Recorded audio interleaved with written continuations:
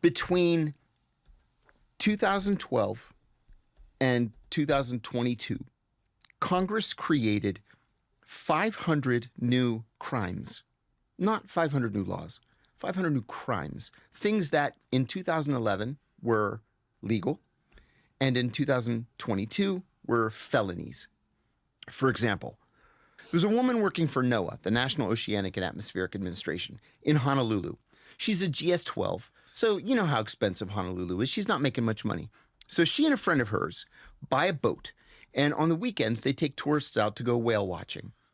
They're out there one day, and they encounter an orca eating a seal. So everybody runs to the side of the boat. They're taking pictures. They're taking videos. And somebody whistles at the whale, right? Just to get it to stay near the surface so they can take a video. Okay. A week later, FBI. She opens her door. Do you have a boat you take tourists out? Yeah. Did you take them out last week? Yes. Did you see a whale? Yes.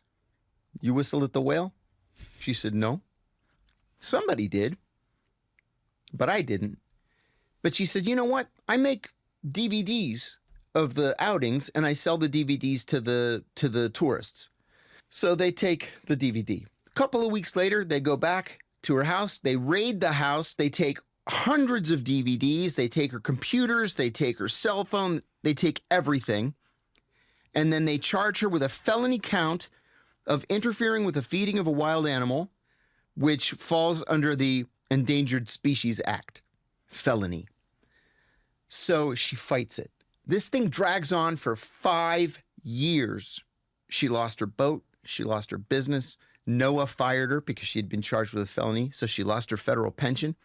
And in the end, they bump it down to a misdemeanor. She paid a little fine, and that was it. But she had lost everything in her life. So government is too much. You know, we need that structure to keep us free and keep us democratic and what have you. But 500 new crimes, 50 new crimes a year, it's too much. It's onerous.